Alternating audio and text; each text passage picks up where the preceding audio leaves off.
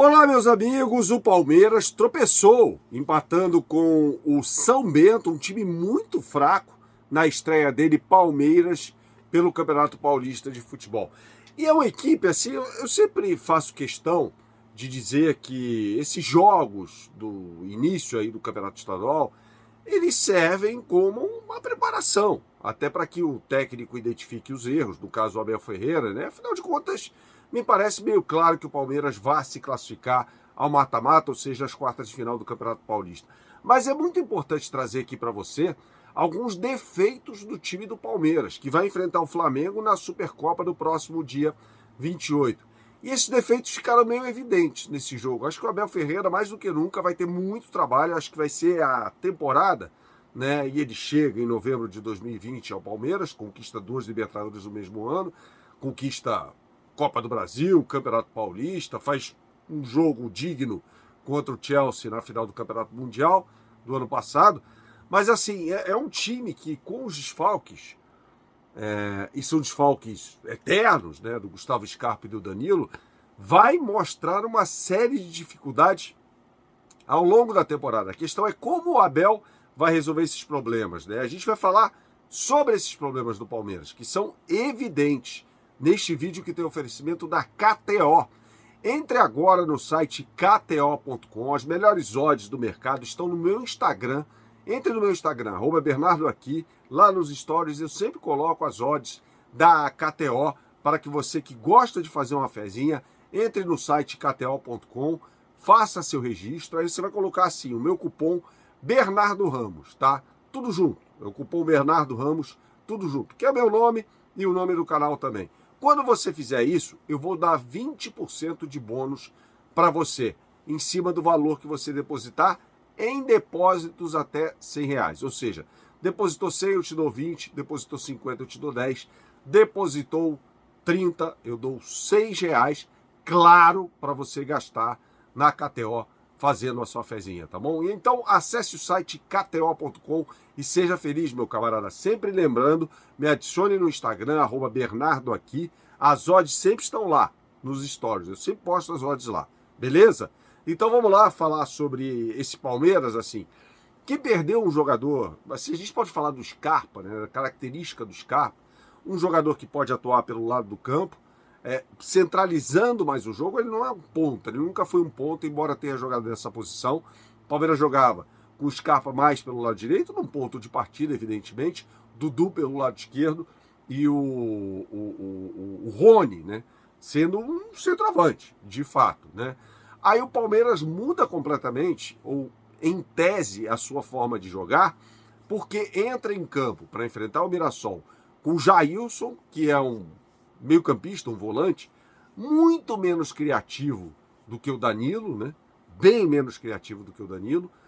Zé Rafael, um jogador que mostrou uma capacidade muito grande de finalização de fora da área, né? Assim, meteu bola no travessão, 2 vezes, aliás, no jogo contra o São Bento, né?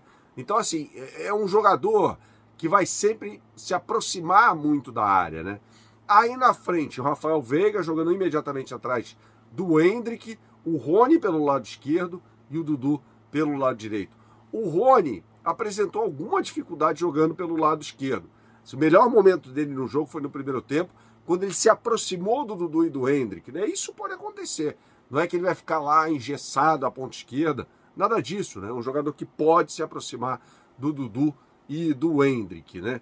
Só que o que acontece com o Palmeiras, né? A gente viu nesse jogo, por exemplo, o Rafael Veiga longe das suas condições ideais, e ele é o cara da bola parada. Agora, não mais o Scarpa, né? É o Rafael Veiga o cara da bola parada, tá? Então, assim, sempre que tiver uma bola parada, ele vai bater. O que acontece com o time do Palmeiras? Dudu jogando aberto agora pelo lado direito, tá? Falta alguém para dividir a criação das jogadas do Palmeiras pelo meio. Veja, o Palmeiras tinha 4 jogadores que compunham esse setor com muita competência. Danilo, Zé Rafael, Rafael Veiga e o Scarpa. Como eu disse no primeiro momento, no ponto de partida, saindo do lado direito, né, e compondo ali o setor de criação no meio de campo, muitas vezes trocando de posição com o Rafael Veiga. Isso não acontece mais no time do Palmeiras. Então o Palmeiras, pelo que eu vi nesse jogo contra o São Bento, e esse jogo pode apontar algumas coisas aí, torna-se um time bastante previsível. Porque mais do que nunca é um time que vai investir ali nas jogadas de velocidade. Então, por exemplo, o Flamengo com o Vitor Pereira, a gente imagina um técnico fazendo bastante ali o controle do jogo, né?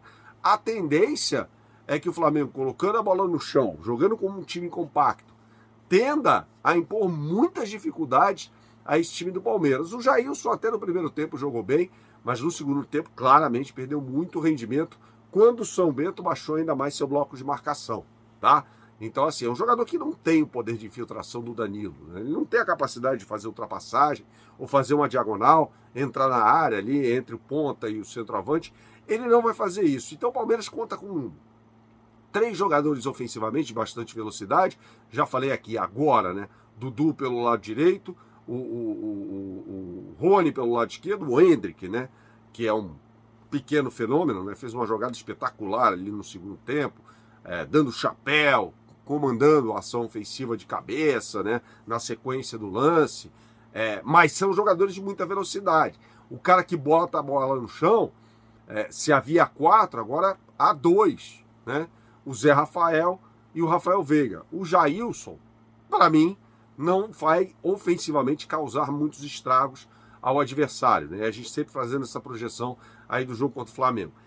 No segundo tempo, existe o copo meio vazio para o Palmeiras e o copo meio cheio. O copo meio cheio o Gabriel Menino entrou jogando muito melhor do que o Jailson, né? O Palmeiras teve um gol anulado, que foi numa cobrança de falta do Gabriel Menino para a área, e o Dudu entrou, fez o gol, só que havia impedimento no Campeonato Paulista ao VAR em todos os jogos, tá? Então o árbitro foi lá, era o Flávio Rodrigues de Souza, e anulou o gol depois de ouvir a recomendação do VAR. Então o Gabriel Menino é um meio-campista, um volante ali e tal, chame como queira, com muito mais poder de criação do que o Jailson. Então me parece claro que o Abel vai cada vez mais investir no Gabriel Menino. E aí quando sai o Rafael Veiga, que ainda procura obter o melhor da sua forma física, entra o Tabata, cara. O Tabata continua mal. Imaginava um Tabata subindo de produção, é muito cedo, eu não vou ser taxativo em relação ao primeiro jogo, mas é um Tabata ainda com muita dificuldade para organizar o jogo, né? Pode ser um jogador bom para jogar no lado do campo, mas para criar jogadas, sinto que é uma queda muito grande quando perde o Rafael Veiga e entra o Tabata.